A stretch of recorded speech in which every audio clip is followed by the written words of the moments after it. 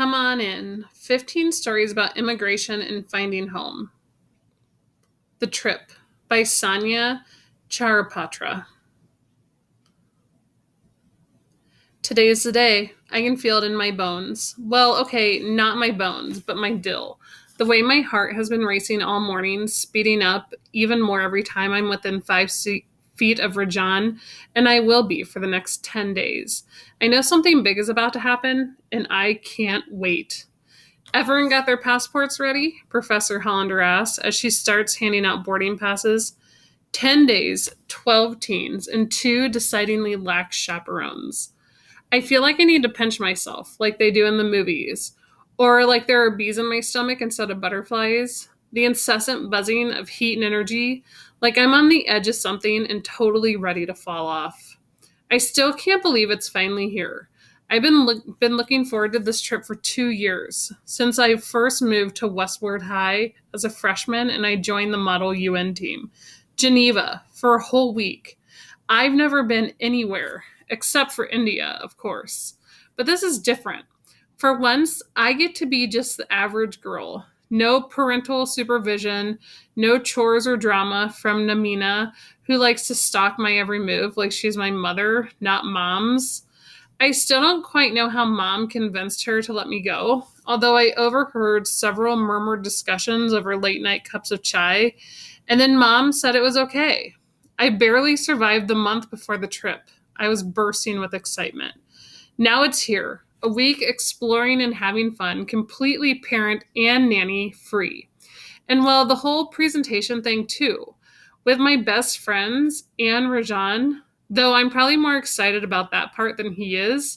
We've been practicing our talk for a month, and I think he's finally starting to realize I'm a girl. Maybe. He'll definitely know after this trip. I packed and repacked my bag all weekend, plotting out each outfit, so he'll have no choice but to think of me as more than just his debate project partner. And this morning, a little kajal, a shiny lip gloss, and for good measure, those pale blue glass bangles he kept commenting on last week. Hey, Shakira, Rajan says, coming up behind me on the security line, touching one of the bangles. He's staring down at me from behind those unruly curls that keep landing in his line of vision, that too wide grin that makes me blush before I can even say a word. What seat are you? I look down at the ticket Hollander handed me. 23C, I smile, trying my best not to actually beam. Oh, I'm 23E. Maybe I'll make Mike switch, he grins. Then we can go over our segment. I mean, it's like an 8-hour flight. I'm going to sleep, Mike said with a groan, so you guys better keep it down. Rajan raises a brow and smirks. I make no promises, he says, and Mike punches him lightly on the shoulder. Come on, Hollander shouts in our direction, and we all scoot to catch up with the group. The security line winds for miles behind us, even though it's barely 6 a.m. The thought of getting lost in this crowd sends a shiver through me. I've never traveled solo before. I mean, I'm on a school trip, so it's not really solo, but no parents. It's surreal, the freedom of it, even if Hollander is kind of hovering. Andy will take half the group, and you 5 stick with me, Hollander says, waving to me and a few others. I watch Rajan and his friends shuffle off behind Andy, but Neha and Beck stay put, so I guess I should too. I pull my laptop out of my bag, along with my stash of snacks, and I dump them into security bins. I throw my backpack onto the conveyor belt, and I walk toward the little security gate. Andy and his group, including Rajan, are through in about 10 minutes, but we're in a different and apparently much slower line. Hollander hands our passports over to the guy at the desk, who scans each one, frowning the whole time. He hands her back a bunch, but keeps one. Hollander pushes us forward. The woman behind the counter scans every bag from top to bottom, rummaging through each one, even when the scanner brings up nothing, and redirecting about half of them for further checking. Sigh. One by one, we go through the full body scanner, lifting our arms and shedding our dignity. My underwire triggers the thing as usual, and the uniformed blonde woman behind the gate waves me over for a pat down. Funny how no one else's brawl ever causes such drama. Remove your necklace, please, faux ever blonde says, and I slip off my little Ganesh chain and I place it on the round bend the lady holds out. He's the god of new beginnings and so very necessary for this trip. Plus, Nanny gave him to me, so I feel a little pinch as the lady shoves the bin into the conveyor belt and I watch Ganashi disappear. The woman runs her small electronic scanner for me from head to toe and she waves it twice over the offending underwire. She's blonde, though her brows are decidedly brunette, and she doesn't crack a single smile, even though I greet her with my best. I grin, trying to put us both at ease, but apparently that was the wrong move. Faux ever blonde runs down my leg again, and we discover the real culprit. My pail, sitting sweet and elegant against my ankles. What was I thinking? But I know exactly what I was thinking. Rajaj thinks they're sexy. At least that's what Beck claims. I'll take 'em off, I say with a sigh, leaning down and removing the offending anklets one by one. The lady's still frowning. Name, she asks, and I raise a brow. Oh, God, not today. Shakira Shah. Where are you headed, miss? Geneva. Sweat pools on my neck and it slides down my back. I want to wipe at it, but I can't risk any sudden moves. I try to smile. Why am I worried? School trip. She scans over my brow again, and then she uses her palm to do another pat down. I frown.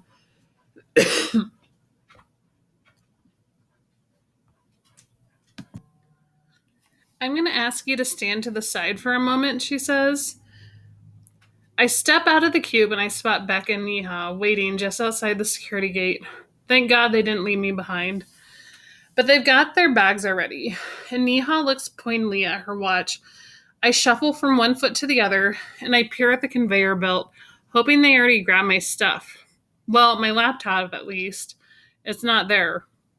The rest of the group is gathered and ready to go, and I point to the conveyor, and Beck shrugs. I don't think my bag has come out yet.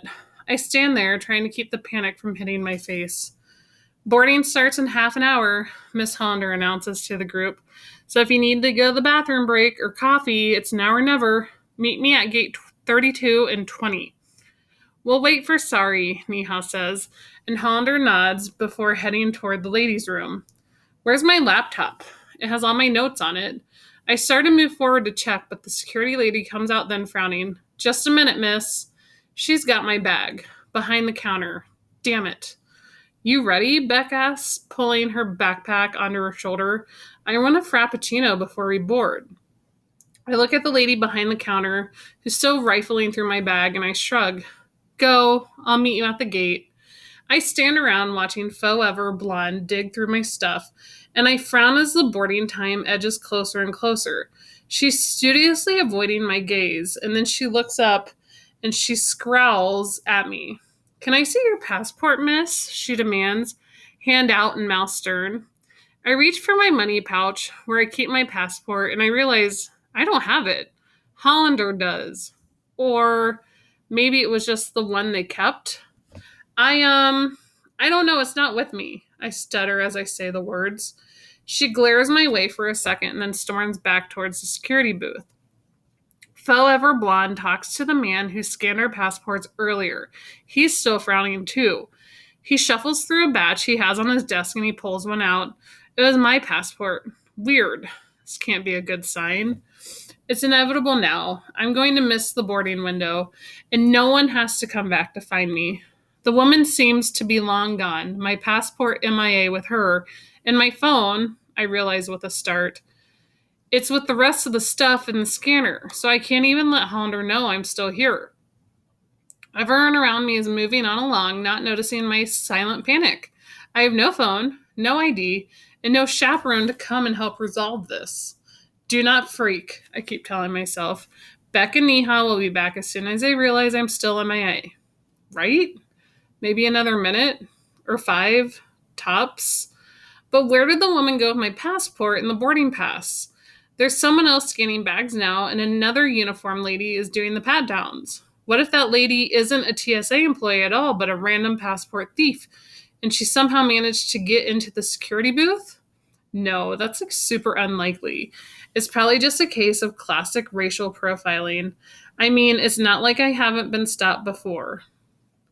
But usually I'm with my mom and family. and not just by myself, especially these days. With all this bullshit with the Muslim ban and stuff, it's definitely that. They think I'm a terrorist because I look like a terrorist at all 5 feet tall with my hair in old school braids and short alls to go with my vintage NSYNC t shirt. I'm staring at my feet, fretting about what to do, when a shadow falls over me. Oh, Hollander, thank God. Except it's not Hollander at all. Miss, we need you to come with us. It's a short, stocky white dude in a suit. He got close cropped brown hair and his face is grim. I mean, his whole demeanor is grim, like he's a reaper from one of those TV shows, except not sexy. Hollander shows up just as I'm walking away. Where are you taking her? She shouts after us.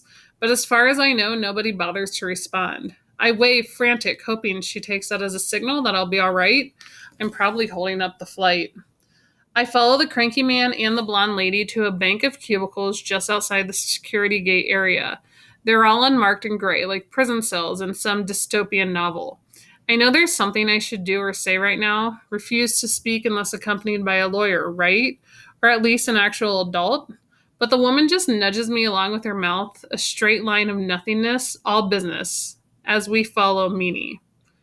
The man opens the door to one of the nondescript cubes, and I falter, but the lady pushes me in. Sit.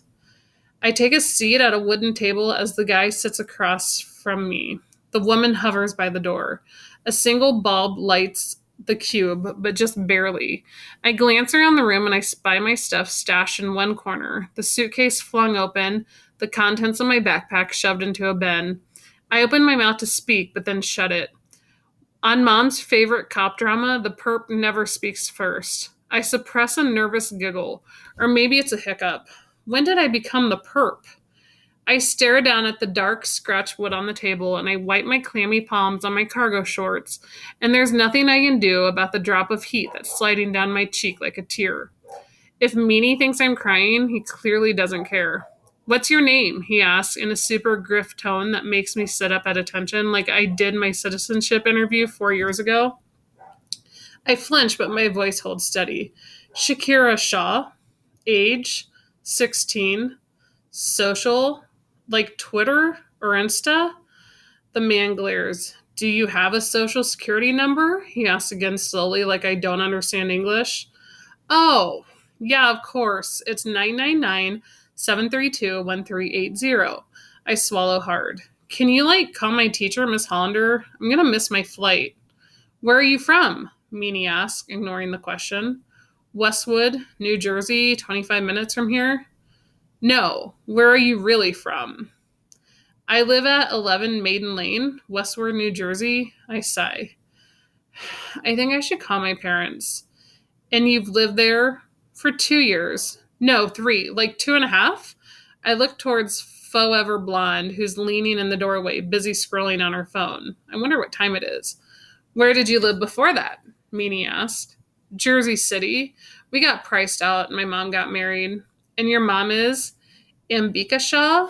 I mean, Ambika Sharma, right? My Nima is Gulmahar Shah. My stepdad, they got married 3 years ago. Nitish Sharma from Jersey City by way of Jaladhar. Your English is very good. Well, thanks. I get A's in it mostly, and I'm on the debate team. Where's your accent? I'd say my only accent is Jersey. But were you not born here? No, we moved when I was 2. Not Indian? Well, yes and no. Shit. I'm sweating now because this is serious. They really think I am a terrorist based on the word on my passport. One word. The circumstance of my birth. My family is from Kashmir, disputed territory with a large Muslim population. But I haven't been there since I was a baby when my mom and Nanu escaped here seeking asylum. Have you been to your country recently? I'm a U.S. citizen. Have you been to your country recently? I swallow hard. Define recently. The man sighs. Let me put it another way. What interaction have you had recently from people from your country? Again, my country? I'm an American. I gesture towards my passport, which sits on the table between us, just out of my reach. You know that. Listen, Miss Shaw, I don't want any trouble. But your family history and place of birth when we did this scan flagged you in our system. We've been ordered to hold you and your passport for further vetting. But I'll miss my flight.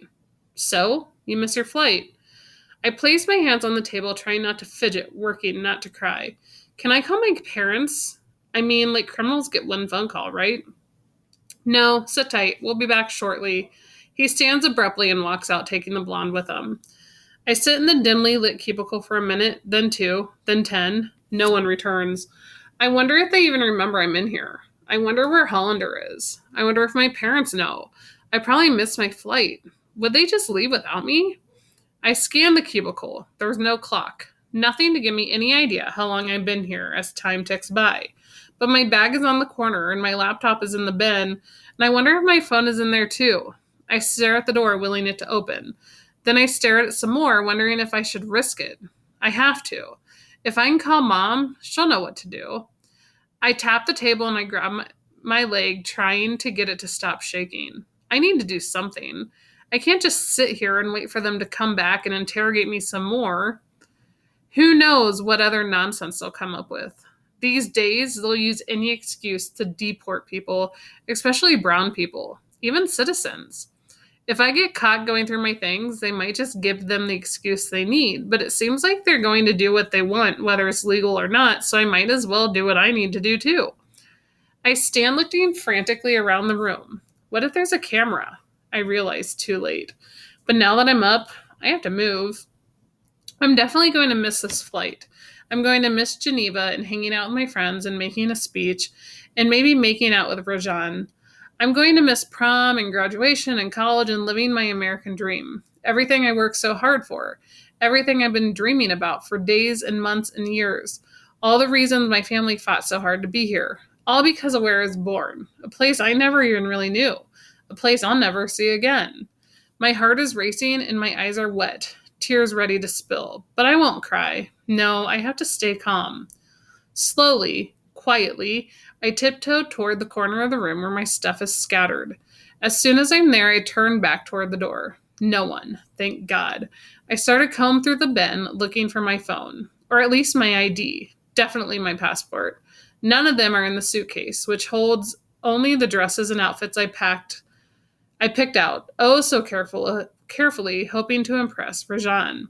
The thought makes me laugh now, though it's high-pitched, hysterical yelp of a thing. I can't believe I let myself get excited. It was too good to be true. The bees that were buzzing so sweetly before are full-on stingers now, and my stomach rolls like it's been attacked by a swarm.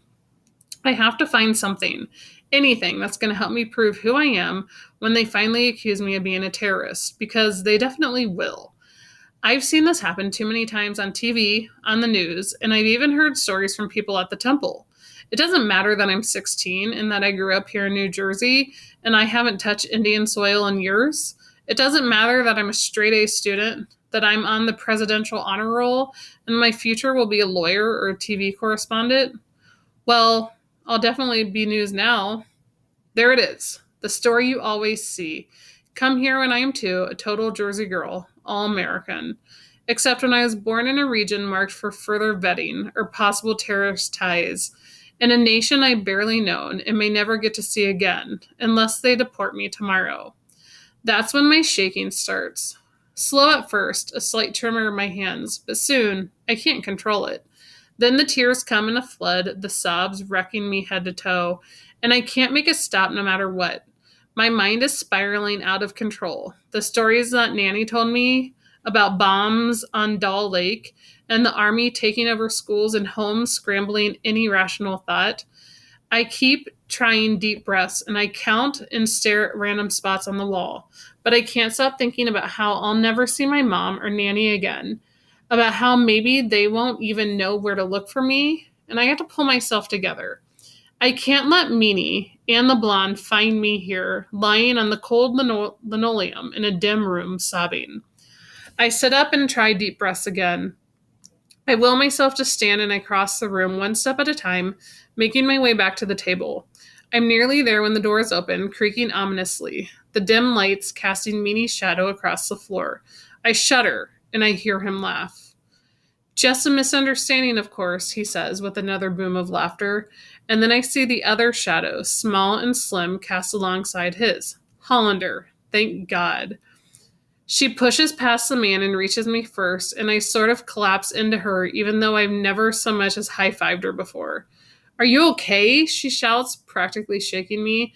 I was so worried. They wouldn't tell me where you were or why they took you. They wouldn't let me talk to Agent Lombardi here until I threatened to call the governor's office. Lombardi is from ICE, but your passport clearly states that you're a U.S. citizen. She's stroking my back now, and my tears soak her t shirt. I've never been more happy to see another human in my life. Your mom is frantic, and this makes me sob harder. My mom. I need to talk to my mom. Thank God you're okay. The blonde security guard slinks past us, and the shaking starts again. I can't believe it. Are they going to keep me? And then I see it. My phone and my passport safe and sound in Hollander's hands. She follows my gaze and nods. I made them give them back to me. You have every right to be here. They keep saying it was fake. Look, Miss Hollander, we said we were sorry, Meanie said. There's been a lot of fakes recently, and ICE has put a high alert on certain countries and regions, especially areas like Kashmir. It's just protocol, and we follow orders. Your protocol doesn't need to apply to a 16-year-old American citizen traveling alone. Yes, it does. Meanie's voice is firm, and he has a fake smile plastered to his face, which is now a livid red. I don't make the rules, but I do follow them, and so should you, if you don't want to escalate this any further. The threat in his voice shuts Hollander up, and I can't bring myself to open my mouth either. I just want to get out of here. Well, if everything's in order now, I think we should get moving, Hollander finally says. She takes my arm as the blonde brings my bag, which she apparently repacked. Check your stuff now and make sure you got everything. Everyone's waiting. My mom? Well, let's call her on the way to the gate, Hollander says, but I can't make myself move. What if they stop us again? What if they don't let me come back? I can see it now, all these years ahead of me living in fear. Is there a problem, miss? It's the blonde, and her mouth is still the same disinterested flat line. She literally could not care if I live or die. I can't let her have the satisfaction. Yes, I say using my best take no prisoner debate voice. We've got to hurry. We've got a flight to catch. Hollander grabs my bag and we race through the crowd towards the gate. They're holding the flight, she says. We have to be quick. I hold fast to my boarding pass, passport, and phone, unwilling to let them out of my sight again. The man at the gate scans and let us through immediately, his face concerned and apologetic. When we're on the plane, the luggage is stashed. Hollander takes a seat next to Andy and nods towards the next row. That's yours, she said. Get settled. And she pulls out her phone. The empty seat is next to Rajan's. He stands, smiles, and hugs me really tight.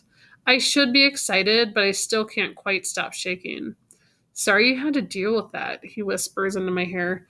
That's happened to me before, too, he sighs, especially when I don't shave.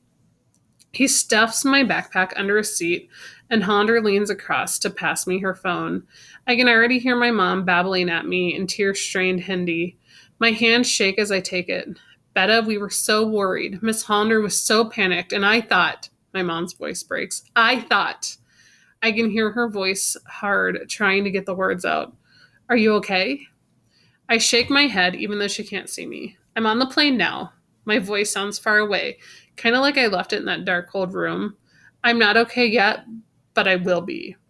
I say goodbye and I hang up as the flight attendant walks down the aisle, closing overhead bins, instructing passengers to buckle up.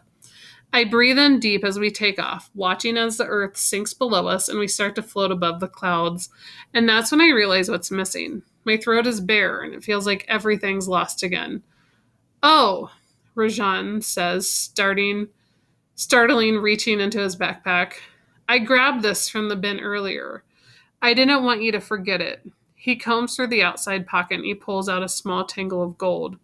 And I've never been more grateful for who I am, for who I might be. My Ganesh, the god of new beginnings. So there's an about the author here too. I'm not going to read through that for you, but it's there on page 19.